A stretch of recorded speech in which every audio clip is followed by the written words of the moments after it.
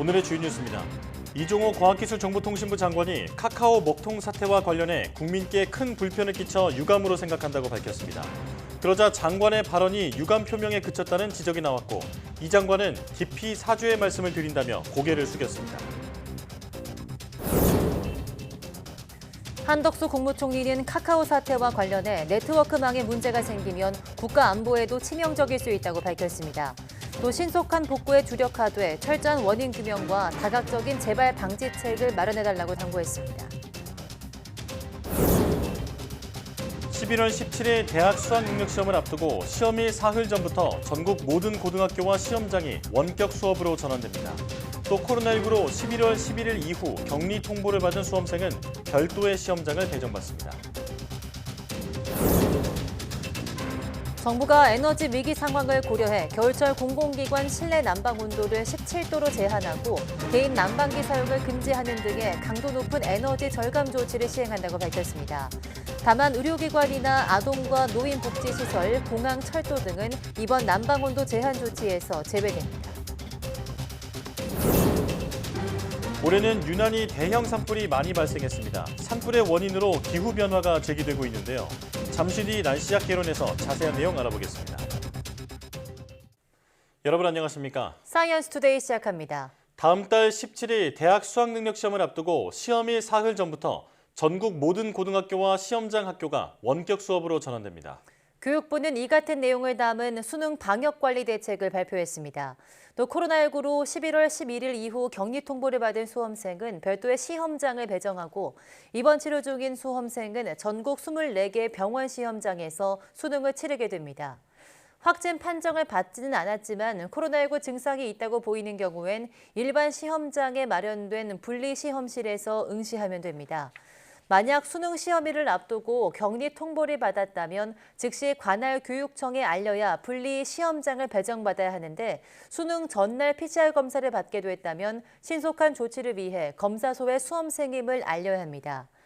교육부는 이와 함께 수능 2주 전부터는 자율 방역 실천 기간을 운영해 학원과 교습소, 스터디 카페 등 수험생들이 많이 다니는 시설의 방역을 점검할 계획입니다.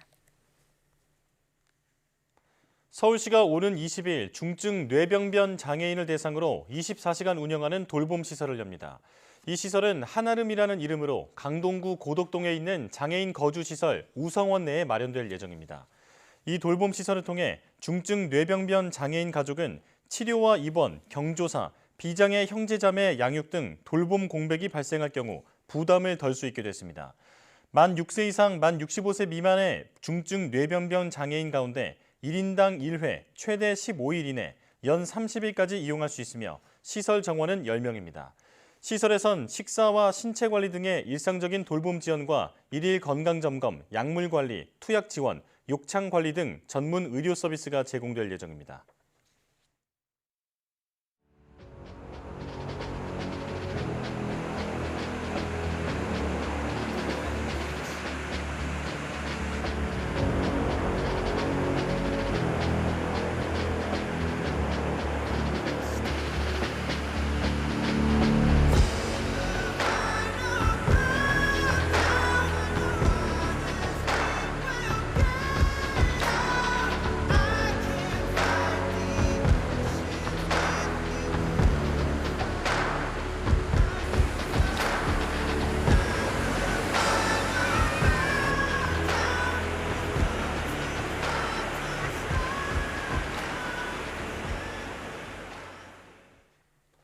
가뭄과 태풍, 폭우 등 올해 지구촌은 유례없는 기후변화로 큰 고통을 겪고 있습니다. 네, 지구 환경이 위기에 처했지만 각국은 여전히 성장에만 초점을 두고 있다며 환경단체들의 반발도 거세지고 있습니다. 임수근 기자입니다. 영국 런던 시내의 한 스포츠카 매장. 화석연료 사용을 반대하는 환경단체 소속 남성이 매장 외벽에 오렌지색 페인트를 뿌리고 있습니다. 이 남성은 영국 정부가 국회 유전에서 여러 건의 신규 허가를 내줬다며 정책 변경을 요구했습니다. With mass starvation, with the genocidal policies that our government is pushing for, with their 100 new fossil fuel licenses. 앞서 같은 환경단체 소속 여성 2명은 런던 내셔널 갤러리에 들어가 1,200억 원짜리 고우의 그림 해바라기에 토마토 스프 세례를 퍼부었습니다. 이들은 그림이 생명과 식량, 지구 환경보다 더 소중하냐고 반문했습니다. 환경단체들의 시위가 잇따르자 영국 정부는 시위대에 대한 강력한 처벌을 내용으로 하는 새 공공질서 법안을 제출했습니다. 브레이버만 영국 내무장관은 극렬 활동가들을 게릴라 전술을 쓰는 깡패이자 파괴자들이라고 맹비난했습니다. 이에 대해 환경단체는 경제를 앞으로 계속 성장시키는 일은 불가능하며 지속 가능하지 않다고 주장하고 있습니다. 또 집회를 막기 위한 정부의 조치는 반민주적 수치라고 비판하고 앞으로도 화석연료 정책을 접을 때까지 물러서지 않겠다는 다짐입니다. I mean, I've been active for a long time and I've signed endless petitions. I've lobbied my MP, I've talked to my MP, and nothing has made a difference. So it's a sort of, for me, it's a sense of exasperation. 최근 한 달간 계속된 시위로 당국에 체포된 해당 환경단체 회원은 무려 350여 명. 시위가 잇따르며 반감과 공감이 교차하고 있지만 좀처럼 시위는 잦아들지 않을 것이라는 전망입니다. YTN 임승훈입니다.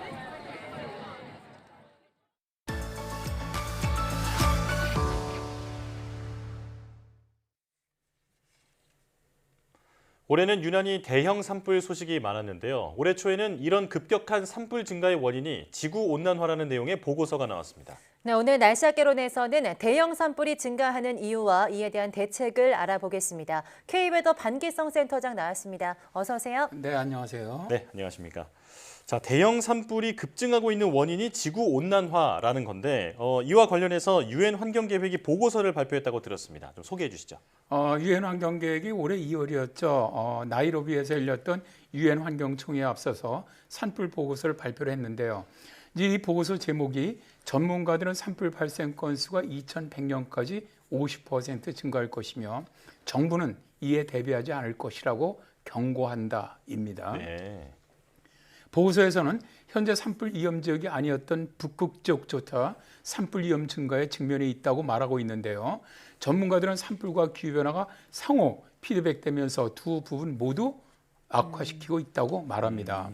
보고서에서는 기후변화와 토지 이용 변화로 인해서 2030년까지 전 세계적으로 최대 14%, 2050년 말까지 30%, 그리고 금세기 말까지 50%의 극심한 산불의 증가가 나타날 것이며 산불의 빈도 또 강도도 높아질 것으로 예상을 했습니다. 네. 따라서 정부는 산불 예방에 대한 투자를 예방과 대비에 중점을 두도록 근본적으로 전환해야만 한다라고 주장하고 있죠. 네, 방금 말씀하신 것처럼 보고서 내용에 산불 예방에 투자와 예방과 대비에 중점을 둬야 한다 이렇게 있다고 말씀을 해주셨는데요. 현재 산불 예방의 투자 비용이 어떻게 사용되고 있는지도 궁금합니다. 현재는 이제 산불 투자의 거의 비용이 50% 정도가 대응에 활용이 되고 있어요. 네. 그리고 산불을 줄일 수 있는 계획에는 1%도 안 되는 투자만 이루어지고 있다고 말하면서 정부가 산불에 투자할 때 지출의 3분의 2는 계획이라든가 예방이라든가 대비 및 복구에 사용을 하고 3분의 1은 대응에 활용해야 한다는 겁니다. 잉거 안데르센 유엔 환경계획 집행위원장은 현재 산불에 대한 정부의 대응은 종종 엉뚱한 곳에 돈을 투자하고 있다. 우리는 좀 더 나은 준비를 통해서 극한 산불의 위험을 최소화해야 한다. 화재 위험 감소에 더 많은 투자를 해야 하고 지역사회와 협력을 해야 하고 기후변화에 맞서기 위한 세계적인 약속을 강화해야 한다라고 말하고 있는 것이죠. 네. 그러니까 지금은 불이 난 다음에 그 돈을 써서 불을 끄고 이제 피해를 복구를 하는데 예방에 더 투자를 해야 한다라는 이제 말인데요. 자, 그렇다면 산불이 잘 나는 기후 조건은 뭔지 좀 설명해 주시죠. 산불은 주로 이제 대기라든가 식생이라든가 발화 이게 이제 세 가지 그 산불 조건이라고 저희들이 얘기를 하는데 여기에 영향을 크게 받게 되죠. 첫 번째는 이제 대기는 해당 지역이 산불에 얼마나 민감한지 결정하는 데 아주 큰 역할을 합니다. 네. 예를 들어서 바람은 해당 지역의 산소 공급을 증가시켜서 산불을 강화할 수도 있고 또 불씨를 다른 곳으로 옮길 수도 있죠. 네.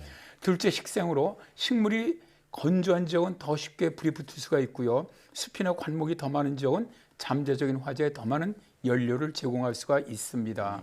셋째는 발화로 화산 활동이라든가 번개, 폭풍이 발생하기 쉬운 지역은 산불에 더 취약할 수가 있고요. 네. 또 캠핑 같은 인간들의 활동도 발화를 유발할 수가 있죠. 그런데 일반적으로 산불은 기후변화의 영향을 받으면서 지속 시간이 길어지고 있고 강도도 세지고 있습니다. 또 산불은 피드백 루프의 형태를 아주 잘 보여주는데요.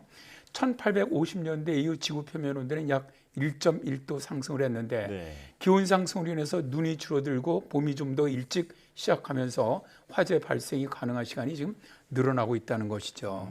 네, 그렇다면 이렇게 발생한 산불이 뭐 자연적, 경제적 피해도 크지만 지구 온난화를 일으키는 탄소도 엄청난 양을 배출한다고 알고 있는데 실제로 산불이 일어났을 때 배출되는 탄소의 양은 얼마나 될까요? 2021년에 발생했던 산불에서 배출됐던 탄소의 양은 약 17억 6천만 톤의 탄소를 대기로 배출을 했습니다. 네. 이 양은 독일 전체 연간 배출량의 2배 이상이거든요. 근데 문제는 배출된 탄소는 지구온난화 효과로 대기 기온이 다시 상승하게 되고 그러면 산불은 증가하고 그러면 또다시 탄소는 더 많이 배출되는 악순환의 피드백 네. 루프가 진행된다는 것이죠. 네. 결국 산불과 기후변화는 서로를 악화시키고 있는데요. 특히 이탄지와 열대 우림과 같은 지역이 많이 불이 날 경우 더 많은 탄소를 배출하면서 기온 상승은 더 극심해지게 됩니다. 그렇군요. 그야말로 악순환이 반복이 된다는 건데 자, 또 다른 산불의 영향도 설명해 주시죠. 앞에서 말씀드린 것 같이 산불 피드백의 루프화는 결국 산불로 그치는 것이 아니라 이상기후의 일상화를 부른다는 겁니다. 그러니까 더 많은 탄소 배출로 인해 이제는 극단적인 기상현상이 일상화되고 있는데요. 네. 산불뿐만 아니라 가뭄이라든가 폭염 및 홍수도 더 증가할 수밖에 없죠.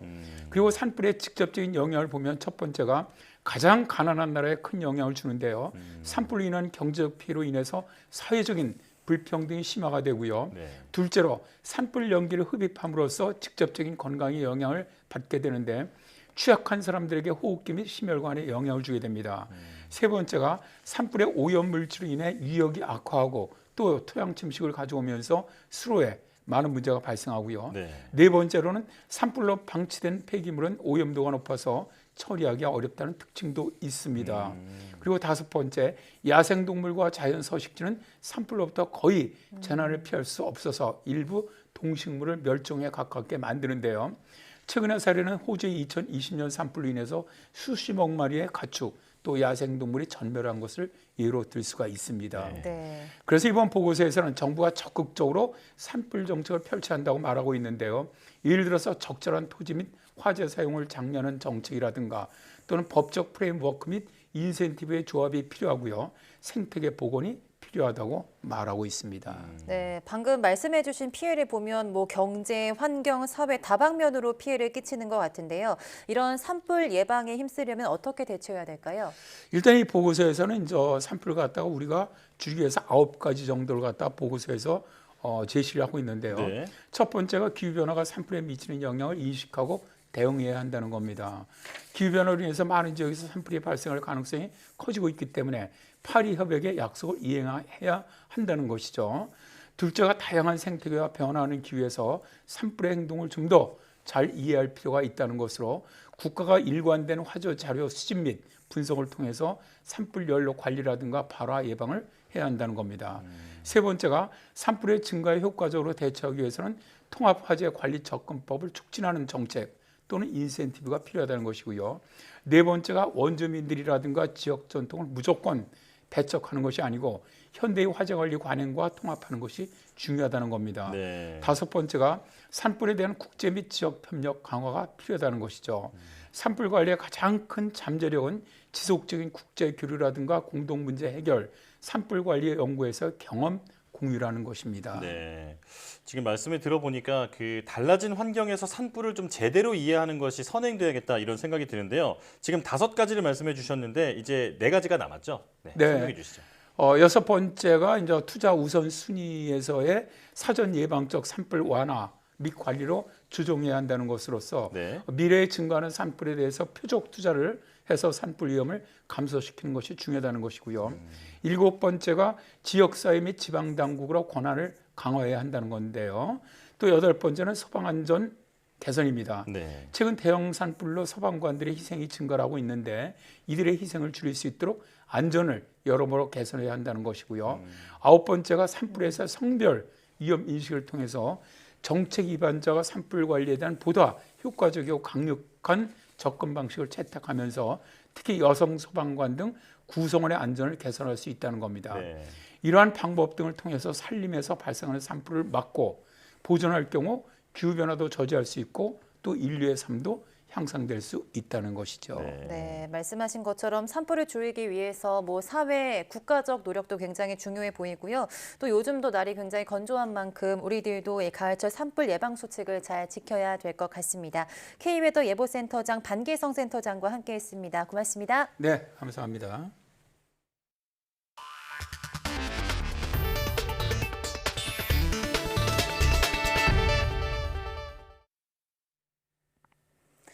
산업통상자원부는 겨울철 공공기관 실내 난방 온도를 17도로 제한하고 개인 난방기 사용을 금지하는 강도 높은 에너지 절감 조치를 시행한다고 밝혔습니다. 산업부는 심각한 에너지 위기 상황을 고려한 조치라며 공공기관 1000여 곳과 산하기관이 대상이라고 밝혔습니다. 이에 따라 전력이 몰리는 시간대에 권역별로 난방기를 순차 중단하고 개인 난방기 사용도 금지하기로 했습니다.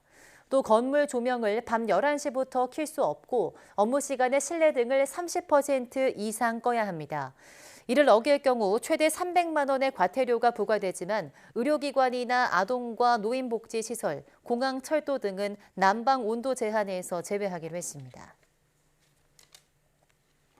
한국전력이 아직 계약이 남아있는 상황에서 갑자기 공사 대금을 최대 80% 수준까지 깎자고 협력 업체들에 요구하고 있습니다. 심지어 기존 공사비 수천억 원을 안 주면서 바뀐 공사대금 계산법으로 소급 적용하겠다고 하는데요. 네, YTN 취재 결과 한전 자체 법률 검토에서도 문제가 있다고 결론이 난 사안인 만큼 공정거래위원회에서도 정식 조사에 착수한 것으로 확인됐습니다. 이준엽 기자입니다. 전기가 발전소나 변전소에서 마지막으로 소비자에게 전달되는 단계를 배전이라고 합니다. 골목 곳곳 전신주들이 대표작인데 전력망의 모세 혈관과도 같아서 한국전력은 전문회사 471곳에 외주를 줘서 노동자 10,000명 이상이 관리하고 있습니다. 그런데 YTN 취재 결과 한전은 지난 4월부터 배전공사 잔금 수천억 원을 치르지 않은 채 공사대금 계산법 변경을 외주업체들에 일방적으로 통보했습니다. 한전이 준공 처리를 하면 정해진 계산법에 따라 대금을 받는 구조인데 변압기 교체 등 공사를 다 마쳐도 준공을 안 내주는 겁니다. 업체의 재정은 지금 도산 직전까지 몰려있는 상황이고요. 공구랑 장비 관리는커녕 근로자들의 급여마저도 밀리기 시작하니까 항상 미안한 마음뿐이죠. 지난 1월 한전은 사다리로 직접 전신주에 오르는 승주 작업이 안전사고를 유발한다고 판단해 모든 작업에 고소작업차를 동원하도록 바꿨습니다. 그런데 작업이 기계식으로 바뀌었으니 공사비를 계산하는 방식도 새로 만들자면서 이른바 품셈이 확정될 때까지 준공을 미루겠다고 통보했습니다. 계약 도중에 계산법을 바꾸자는 건데 결과적으로 단가 후려치기 수준입니다. YTN 취재진이 가장 큰 비중을 차지하는 변압기 교체 공정의 바뀐 품셈을 시스템에 시범 적용한 잠정안대로 계산해봤습니다. 변압기 무게마다 다르게 계산하던 공량을 통일한 데다 이조차 대폭 깎아서 어느 공정의 경우 81만 원대의 공사가 12만 원대로 뚝 떨어지기도 합니다. 변압기 교체 공사 종류별로 평균을 내봤더니 76% 정도 줄어들었습니다.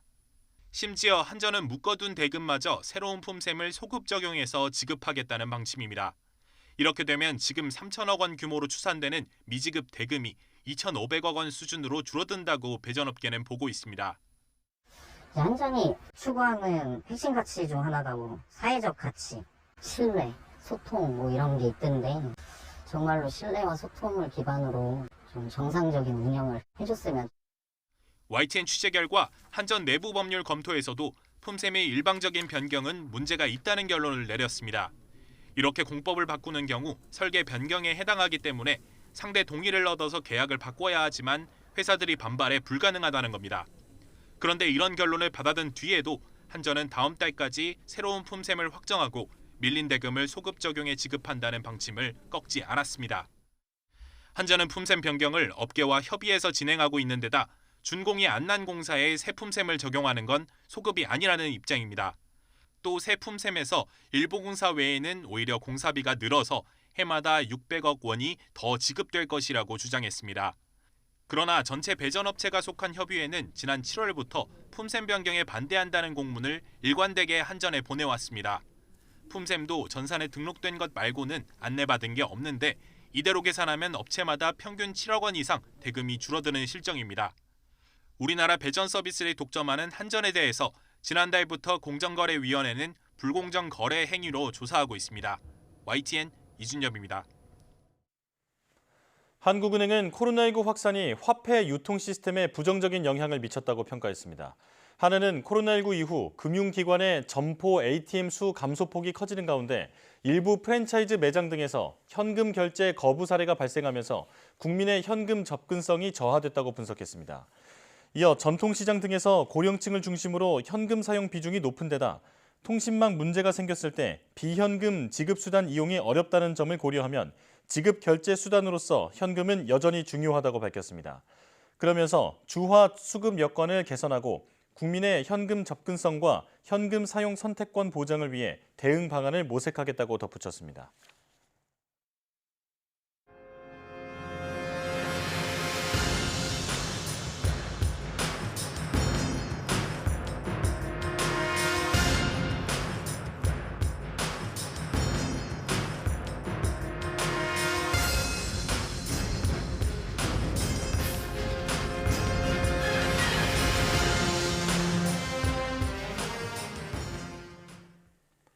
이종호 과학기술정보통신부 장관이 국정감사장에서 데이터 센터 화재에 따른 카카오 먹통 사태와 관련해 사과했습니다.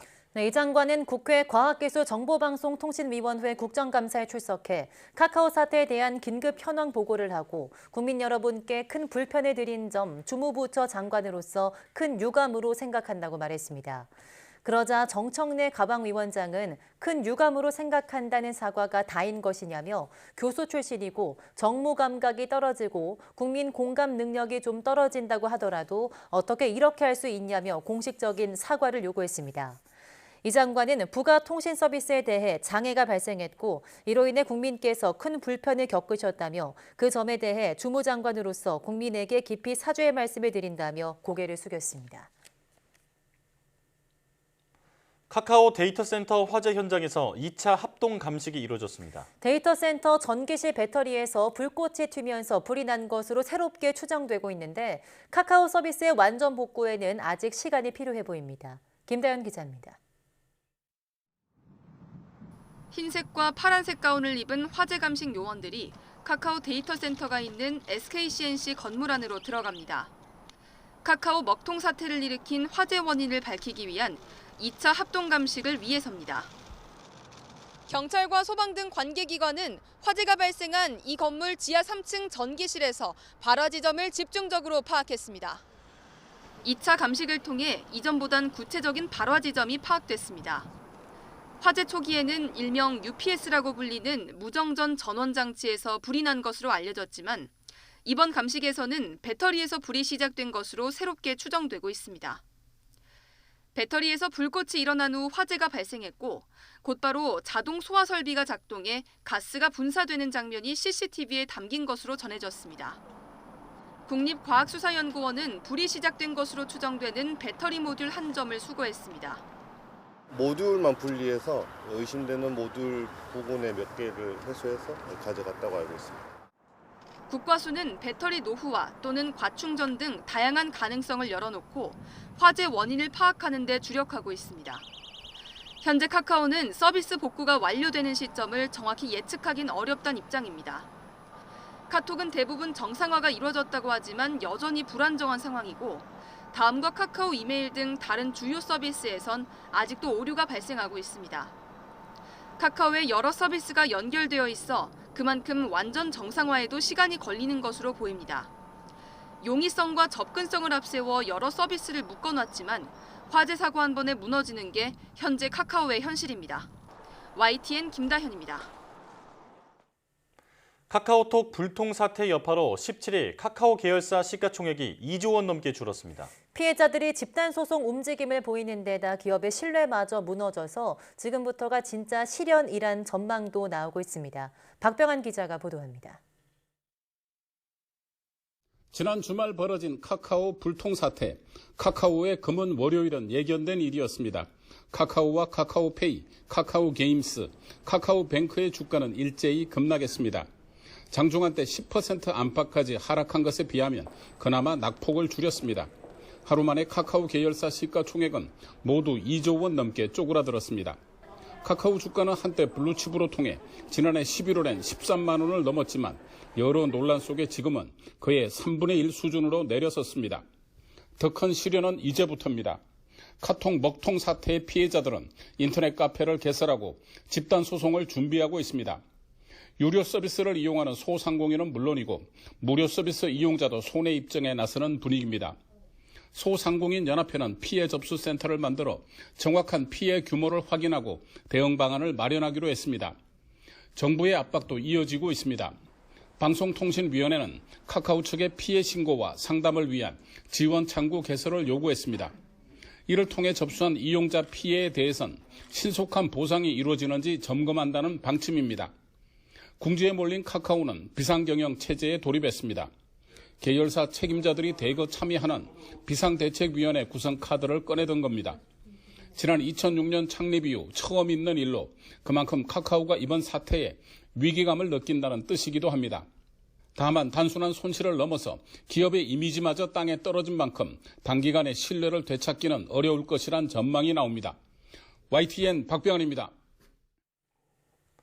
아마존과 구글 등 글로벌 빅테크 기업들은 자체 데이터 센터를 보유하고 관리하는 것은 물론 대여까지 하면서 수익도 창출하고 있습니다. 최소 3개의 데이터 센터를 연결해 운영하고 있고 재난 등 장애가 생길 가능성에 대비한 훈련도 정기적으로 하는 것으로 파악됐습니다. 강태욱 기자입니다. 마이크로소프트는 전 세계 60여 개 지역에 데이터 센터를 보유하고 있습니다. 세계 최대 전자상거래 업체인 아마존과 세계 최대 검색 엔진인 구글도 30여 곳을 운영하고 있습니다. 최소 3개의 데이터 센터가 연결돼 데이터를 실시간으로 주고받으며 서로 백업 역할을 합니다. 하나의 센터가 예상치 못한 영향으로 장애가 생기면 다른 곳이 즉시 서비스를 지원하는 방식입니다. 각각의 센터는 장소는 물론 전력과 보안에서 독립돼 있습니다. 여기에 재난과 해킹 등으로 서버가 마비되는 상황을 가정한 훈련도 반복적으로 이뤄지고 있습니다. 지난해 3월 유럽 최대인 OVH 클라우드의 데이터 센터에서 대형 화재가 발생한 것은 이 같은 요구를 더 키웠습니다. 그 데이터를 이제 이렇게 다 소실을 해가지고 정상적 운영이 안 되는 경우가 있었는데 이때 대부분 재복구 이제 계획을 세우고 훈련 같은 것도 하고요. 구글 같은 경우도 1년에 2번 이상은 재복구 관련 테스트를 진행하고 있습니다. 하지만 이런 방식으로 수십 개의 데이터 센터를 건설하고 관리하는 데는 막대한 비용이 들 수밖에 없습니다. 카카오가 SK CNC 데이터 센터를 빌려 쓰는 이유입니다. 역으로 이들 해외 빅테크 기업들은 데이터 센터를 조성한 뒤 임대 등으로 수익을 창출하고 있습니다. 최근에는 다른 기업에 빌려주는 이 같은 클라우드 서비스를 오히려 핵심 분야로 육성하는 추세까지 나타나고 있습니다. YTN 강태욱입니다. IT 공룡을 넘어서 골목 상권까지 넘보는 카카오는 수천만 명의 고객 데이터를 모두 4곳에 분산해 관리하고 있습니다. 재난 재해에 대비하기 위한 건데요. 이번 화재에서 알 수 있듯이 카카오의 대응은 아니라고 허술했습니다. 조태현 기자입니다. 카카오는 판교와 안양 등 모두 4곳의 데이터 센터에 서버를 분산해놨습니다. 이른바 이중화 작업인데 이를 통해 한 곳에서 재난, 재해가 발생해도 다른 곳의 백업 데이터로 서비스를 즉각 재개할 수 있도록 했습니다. 문제는 카카오가 이번에 불이 난 SK CNC 데이터 센터에 무려 32,000대의 서버를 운용하고 있다는 점입니다. 저희가 4개 데이터 센터의 서버를 분산해서 사용하고 있는데요. 지금 저희가 이 SK CNC 데이터 센터를 가장 메인으로 사용하고 있습니다. 그래서 32,000대 전원이 다운됐기 때문에 이런 상황에서 카카오는 화재로 인한 대규모 서버 손실을 예상하지 못했다는 궁색한 변명을 내놨습니다. 사고 발생 20분 안에 서버를 복구한다는 자체 매뉴얼은 애초부터 무의미했던 겁니다. 리스크 시나리오를 세우고 준비했다고 생각했으나 이렇게 화재라는 것은 워낙 예상할 수 없는 그런 사고였기 때문에 네이버도 같은 곳을 데이터 센터로 쓰고 있지만 이른 시간에 서비스를 복구했습니다. 카카오와 달리 자체 데이터 센터를 두고 있다는 점이 이번의 피해를 최소화했다는 평가를 받고 있습니다. 네이버는 독자 데이터 센터를 운영하고 있습니다. 그래서 춘천에 굉장히 대규모의 데이터 센터를 이미 갖고 있고요. 그러다 보니까 이제 다른 기업의 데이터 센터에 전적으로 의존하는 카카오보다는 좀 피해가 적지 않았나 생각됩니다. 국민 메신저 카톡을 앞세워 택시부터 대리운전, 인터넷 뱅킹 등 우리 생활에 깊숙이 들어와 있지만 데이터 보호를 위한 카카오의 서버 분산과 이중 백업 체계는 믿기 힘들 정도로 허술했습니다. 대비가 제대로 안 된 거죠. 원래 재난 안전은 병렬 체계로 어느 하나가 문제가 되어도 백업 체계로 이루어져서 바로 대체가 돼야 되거든요. 카카오의 각종 문제가 불거지면서 정부의 대응도 속도를 내고 있습니다. 금융감독원은 카카오 계열 금융회사의 비상 대응을 전방위적으로 점검하기 시작했고 카카오를 겨냥한 법적, 제도적인 규제 강화의 칼날도 쏟아질 것으로 보입니다. YTN 주태현입니다. 한덕수 국무총리는 카카오 서비스 중단 사태와 관련해 네트워크망에 문제가 생기면 국민의 일상이 마비되고 국가 안보에도 치명적일 수 있다고 밝혔습니다. 한 총리는 정부 세종청사에서 열린 국무회의에서 디지털 서비스는 이미 때려야 뗄 수 없는 우리의 일상이라며 이같이 말했습니다. 특히 대한민국이 진정한 IT 강국으로 거듭나려면 기술의 외형에 걸맞은 운영의 내면을 갖춰야 한다며 국민들의 의존도가 높은 기술과 서비스는 그에 상응하는 소비자 보호 의무와 책임 또한 무겁다고 강조했습니다. 한 총리는 그러면서 이번 사고는 결코 안일하게 지나칠 수 없는 문제라며 우선은 신속한 복구에 주력하되 궁극적으로는 철저한 원인 규명과 함께 다각적인 재발 방지책을 마련해달라고 당부했습니다. 이번 카카오 서비스 먹통 사태는 개인은 물론 기업과 정부까지 우리가 하나의 플랫폼에 얼마나 의존하고 있었는지 카카오 공화국의 민낯을 보여줬습니다. 네, 또다시 속수무책으로 이런 상황을 맞지 않으려면 앱 분산과 독과점 플랫폼 기업에 대한 규제가 필요하다는 지적이 나오고 있습니다. 윤혜리 기자입니다. 카카오 서비스가 먹통이 되자 일상도 멈췄습니다. 택시기사의 하루 수입은 반토막이 났습니다. 승객분들은 전부 다 카카오티로만 하지 카카오티가 거의 한 80% 90% 되니까 UT나 티몬이 온다는 거의 없다고 봐야 돼요. 미용사는 반나절 동안 온라인 예약을 받지 못해 허탕을 쳤습니다. 토요일 같은 경우에는 더군다나 많이 바쁘고 예약이 많이 들어오는데 예약이 중단된 상태였으니 여기 타격도 있었죠. 불안해요.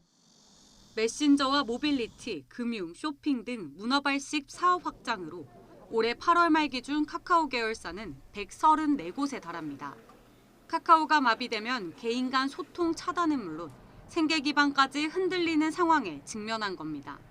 전문가들은 이번 사태로 전 국민이 하나의 플랫폼에 의존하는 게 바람직하지 않다는 공감대가 형성됐다고 진단합니다. 우리가 결국에는 카카오톡을 버릴 수는 없을 거예요. 그런 점에서 복수의 플랫폼을 가지고 대체할 수 있는 그런 어떤 방안을 정부도 마찬가지고 개인도 마찬가지로 준비를 해야 된다는 거예요. 실제로 카카오톡 이용이 어려울 때 쓸 수 있는 비상 연락 앱을 깔아두는 움직임이 이뤄지고 있습니다. 특히 카카오 경쟁사인 네이버 메신저 라인 이용자 수가 급증했고 구글 플레이 인기 순위엔 카카오가 아닌 플랫폼 사업자의 택시 호출 앱이나 지도 앱이 상위권을 차지했습니다. 공정거래위원회는 독과점 플랫폼 사업자의 지위 남용과 불공정 거래 행위에 대한 심사 지침을 연내 제정할 계획입니다. 이번 카카오 먹통 사태로 공정위의 심사 기준은 한층 더 강화될 걸로 보입니다. YTN 윤혜리입니다. 한국 영화 늑대 사냥이 지난 16일 폐막한 제55회 시체스 국제 판타스틱 영화제에서 2관왕을 차지했습니다.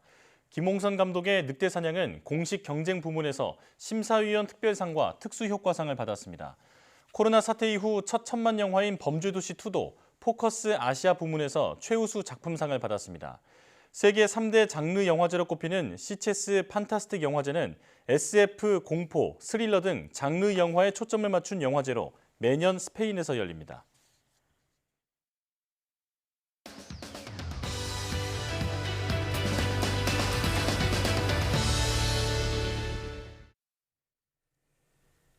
종로에서 뺨 맞고 한강에서 눈 흘긴다라는 속담이 있죠. 엉뚱한 곳에 화풀이를 한다는 뜻인데요. 네, 오늘 한길 사람 속은에서는 화풀이에 대해 김지은 상담 심리사와 함께 이야기 나눠보겠습니다. 어서 오세요. 안녕하세요. 네, 안녕하십니까.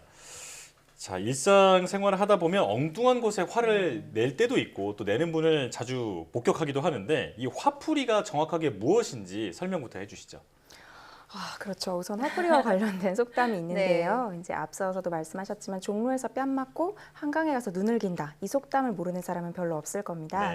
모두 아시다시피 이 속담의 뜻은 엉뚱한 데 가서 화풀이한다는 뜻이죠. 이런 속담이 전해져 내려올 만큼 화풀이는 우리에게 아주 익숙한 현상입니다. 예를 들어 어느 날 출근을 했는데 옆자리 직원이 얼른 나에게 손짓하며 귓속말로 속삭여줄 때가 있죠. 오늘 부장님이 이사님에게 불려가서 된통 깨졌어요. 그러면 그날 나는 어떻게 행동할까요? 그날 바로 보고해야 하는 안건이 아니면 되도록 미룬다거나 부장님에게 꼬투리 잡힐 만한 일이 없는지 재빠르게 머리를 굴릴 수도 있고요. 없던 점심 약속을 갑자기 만들어서 사무실에서 조용히 사라질 수도 있겠습니다. 물론 그 행동이 부장님 눈에 튀는 행동이면 절대 안 되겠죠. 누군가가 일진이 안 좋거나 기분이 안 좋거나 이렇게 인식하게 될 때 사람들은 이렇게 대부분 그 사람을 슬슬 피합니다. 그 사람이 누군가에게 화풀이할 가능성이 크다는 것을 모두 본능적으로 알기 때문이에요. 심지어 강아지도 우리가 화난 것을 알아채고 우리를 피하기도 합니다. 그래서 화풀이 본능의 저자 데이비드 바렛이, 그다음에 주디스 이브 립턴. 고통과 폭력은 문화, 시간, 공간, 심지어 종을 뛰어넘어 서로 강력하게 얽혀있기 때문이라고 그 이유를 설명합니다. 네, 그렇다면 이런 화풀이는 어떤 심리 때문에 나타나게 될까요? 생각해보면 화풀이는 정말 불합리한 현상인데요. 우리는 심리적으로든 신체적으로든 상처 입고 고통받을 때 이걸 받아치고 싶은 본능이 있거든요. 그래서 앞서 말씀드린 화풀이 본능이란 책에서는 고통의 3가지 전달 방식으로 보복, 복수, 화풀이가 있다고 설명을 하고 있어요. 그래서 첫 번째로 보복은 자신이 겪은 고통을 즉시 가해자에게 반사하는 반응입니다. 아주 즉각적이고 직관적이죠. 거의 순식간에 무의식 중에 벌어집니다. 두 번째로 복수는 보복과 비슷하지만 시차와 강도의 차이가 발생할 수 있다는 점에서 보복과 다릅니다. 그래서 처음에 공격받은 쪽은 아주 오랫동안 고통을 곱씹은 후에 복수를 행하기도 합니다. 그리스 로마 신화나 삼국지 같은 고전, 심지어 성경과 같은 종교 서적에서도 이런 복수의 서사들을 정말 많이 볼 수 있죠. 그런데 세 번째로 등장하는 화풀이는 앞의 2가지와 매우 다릅니다. 고통을 상대에게 되갚아주는 게 아니라 상관없는 옆의 누군가에게 갚아주는 행위거든요. 그래서 정당성은 없지만 고통을 감당하기 어려워서 주변에 전염시키는 것이 화풀이라고 할 수 있겠습니다. 고통을 감당하기가 어려워서 정당성이 없더라도 이 주변에 화를 전염시키는 것이 화풀이다라고 말씀해 주셨는데, 자, 앞서서 강아지도 화풀이를 이제 느낀다고 얘기를 해주셨잖아요. 그 동물들의 사례를 좀 더 설명해 주시죠.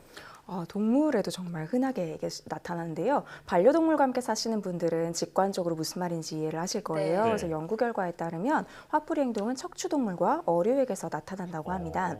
내셔널 지오그래픽처럼 동물의 생활을 보여주는 방송을 보면 이런 광경을 종종 볼 수 있습니다. 예를 들어 원숭이 무리 안에서 싸움이 벌어집니다. 수컷 원숭이 2마리가 심하게 싸우고 한쪽이 졌어요.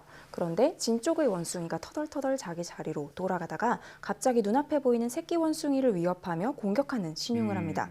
듣고 나니 한 번쯤 이런 광경을 본 적이 있다는 느낌이 드시죠? 그래서 보통 먹이를 구하거나 짝짓기를 하는 상황에서 화풀이 행동이 빈번하게 나타나지만 영장류에게는 먹이와 짝짓기 경쟁 외에도 거의 모든 사건이 화풀이를 유발할 수 있다고 합니다. 그러니까 사람과 동물에게서 흔하게 일어나는 현상이라는 건데요. 그럼 이런 화풀이를 하면 또 이점도 있을 것 같은데 어떤 게 있을까요?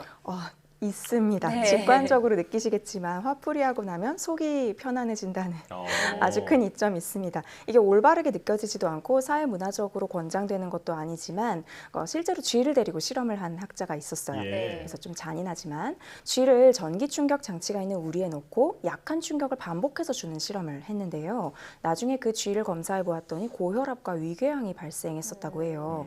이 학자는 그래서 다른 조건에서도 같은 실험을 해보았어요. 전기 충격 우리에 쥐를 한 마리만 넣는 게 아니라 2마리를 함께 넣은 거죠. 스트레스를 받은 쥐들은 서로 무섭게 싸웠다고 해요. 그런데 나중에 검사를 해보니 2마리 다 위궤양의 흔적이 없었다는 거예요. 공격성을 자신의 외부로 표출해서 스트레스를 줄일 수 있었던 거죠. 연구자 로버트 세폴스키는 이 결과에 대해 쥐는 자기가 위궤양을 겪지 않은 대신에 다른 개체의 위궤양을 유발했다 이렇게 논평했습니다. 아, 그렇군요. 자, 그렇다면 우리 주변에서 흔하게 볼 수 있는 화풀이 사례는 어떤 것이 있는지 알려주시죠.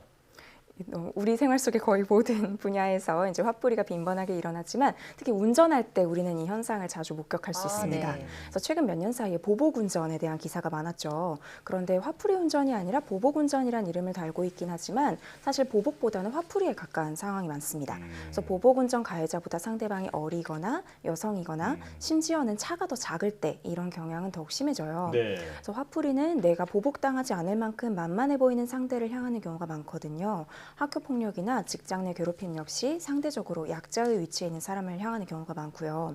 가정 폭력이나 아동 학대의 경우도 마찬가지입니다. 그래서 집안에서 가장 약하고 힘없는 반려동물이 분풀이의 대상이 되기도 하고요. 네. 말하자면 사람이든 동물이든 약자가 희생양이 되기 쉬운 거죠. 네, 약자가 희생양이 되기 쉬운 화풀이라는 게 정말 불합리한 현상인 것 같은데요. 그렇다면 내가 이제 무심코 화풀이를 하지 않으려면 어떻게 해야 될까요? 일단 내가 화가 났다는 네. 사실 그리고 흥분했다는 사실 자체를 먼저 인정을 해야 됩니다. 나 화 안 났는데? 라고 말하면서 사실은 화내는 분들 정말 많으시죠. 네. 하지만 내가 화가 났다는 사실 자체를 인정해야 분노 감정을 적절히 해소할 수 있어요. 사람은 공격받는다고 느끼거나 상처받았을 때 당연히 화가 날 수 있습니다. 네. 이 상황이 무언가 잘못되었어 라는 신호거든요. 그래서 잘못된 상황을 해결하기 위해 각성이 올라가고 흥분 상태가 됩니다. 누구나 한 번쯤은 느껴보셨을 텐데요. 이 상태가 되면 지금 당장 뭔가를 해결하지 않으면 안 될 것 같은 강한 충동이 들어요. 그래서 시간을 두고 생각하기보다는 당장 행동으로 뭐든 튀어나오게 되기가 쉽습니다. 네. 바로 이 흥분 상태를 적절하게 해결하지 못하면 화풀이를 하게 됩니다. 일단 내가 너무 화가 나서 누구에게든 이걸 전가하고 싶다는 느낌이 들 때 잠시 그 상황에서 물러나서 네. 심호흡을 하고 주변을 환기해야 될 필요가 있습니다. 주변에 화풀이하지 않기 위해서는 내가 먼저 내 감정을 이해하고 그리고 그 상황에서 잠깐 물러서서 좀 차분하게 상황을 지켜볼 필요가 있겠습니다. 자, 그렇다면 화풀이를 만드는 그 화라는 감정을 느낄 때 우리는 어떻게 대처해야 할까요? 아까도 말씀드린 것처럼 이제 화가 났다라는 거는 이 상황이 뭔가 잘못됐다는 신호거든요. 그래서 잘못된 상황을 바로잡을 수 있다면 가장 좋겠죠. 그래서 나를 화나게 한 사람에게 나의 의사를 적절하게 전달하고 상황을 변화시킬 수 있다면 그게 가장 좋은 해답일 거예요. 네. 생각보다 내가 화났다는 것을 상대방에게 말할 수 있는 상황에서도 얘기를 못 하시는 분들이 많거든요. 물론 화가 났다고 해서 상대방에게 무조건 화를 벌컥 내는 게 좋다는 말은 아닙니다. 네. 내가 어느 지점에서 화가 나는지 생각해보고 상황을 변화시키기 위해 대화를 하는 것이 좋다는 것이죠. 물론 이렇게 상호 교류를 통해서 상황을 해결할 수 없는 상황도 많아요. 그렇다면 더더욱 아까 말씀드린 것처럼 한 발 물러서서 생각을 해볼 필요가 있습니다. 내가 이 상황에서 정말로 원하는 것이 무엇인가? 그다음에 내가 이 사람에게 욕을 퍼붓고 관계를 끊어버리게 된다면 그건 정말로 내가 원하는 결과인가? 이것은 효과적인 행동일까? 이런 생각이 한 번에 모든 것을 해결해 주진 않지만 진정으로 내가 바라는 것이 무엇인지 생각하고 행동하는 것이 장기적으로 자신을 위하는 길이라고 볼 수 있겠습니다. 네, 제가 그 말씀을 듣다 보니까 갑자기 한 가지 떠오르는 질문이 있는데 예전에 화를 다스리기 위해서 나의 감정을 글로 적어보는 게 도움이 된다라는 얘기를 들은 적이 있거든요. 맞습니다. 실제로 도움이 되나요? 그럼요. 도움이 됩니다. 물론 아주 심하게 화가 난 상황에서는 사실 이렇게 글 써보자라고 했을 때 글이 논리적으로 쓰이지 않을 수는 네. 있어요. 네. 그렇기는 하지만 어쨌든 글로 쓴다는 거는 내 안에 있었던 감정들을 내 안에서만 보는 게 아니라 내 바깥으로 꺼내놓고 그걸 객관적으로 보는 것이거든요. 이렇게 좀 거리를 두고 나의 감정이나 생각을 돌아보는 것이 나의 분노를 좀 적절하게 해소하는 데 도움이 될 수 있습니다. 그렇군요. 한 템포 쉬어가는 게 좀 중요하다는 말씀이신 네. 것 같고요. 내가 원하는 바를 좀 정확히 알고 그것들을 정확히 전달함으로써 이 화가 바른 방향으로 또 해소될 수 있는 방법이 아닌가 싶습니다. 오늘 말씀은 여기까지 듣겠고요. 김지은 상담심리사와 함께했습니다. 고맙습니다. 감사합니다.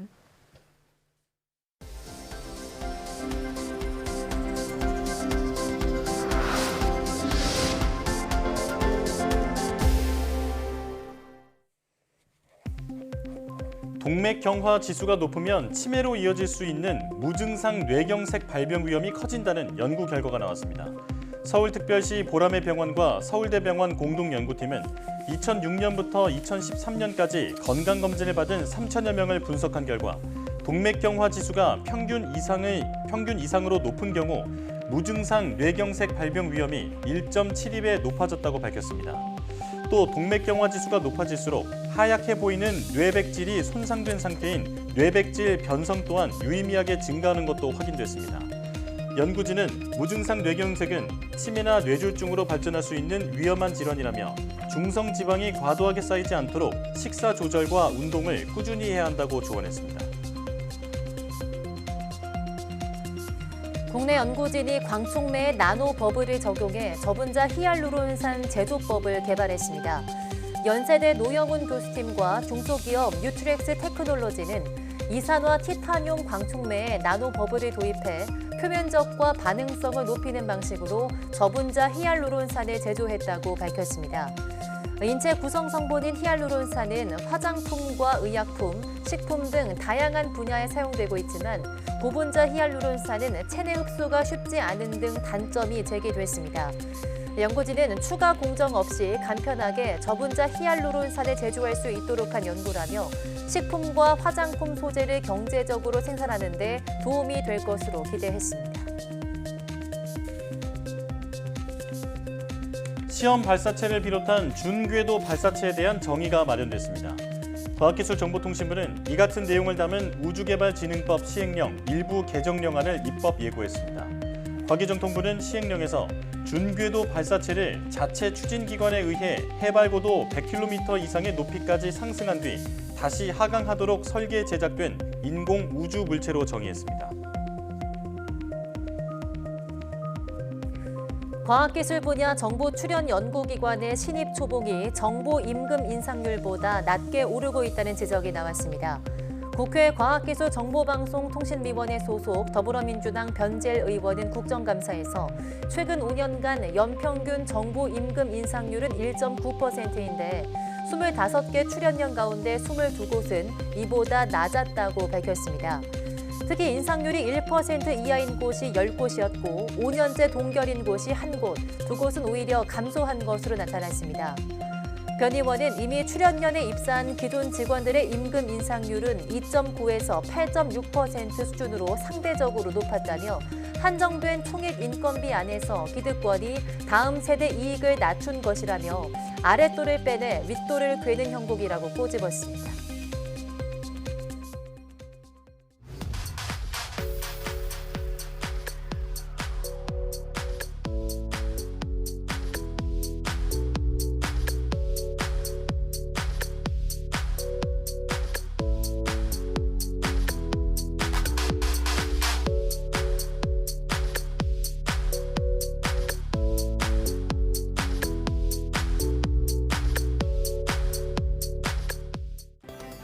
기후변화의 영향으로 갈수록 대형 산불 발생이 잦아지고 있는데요.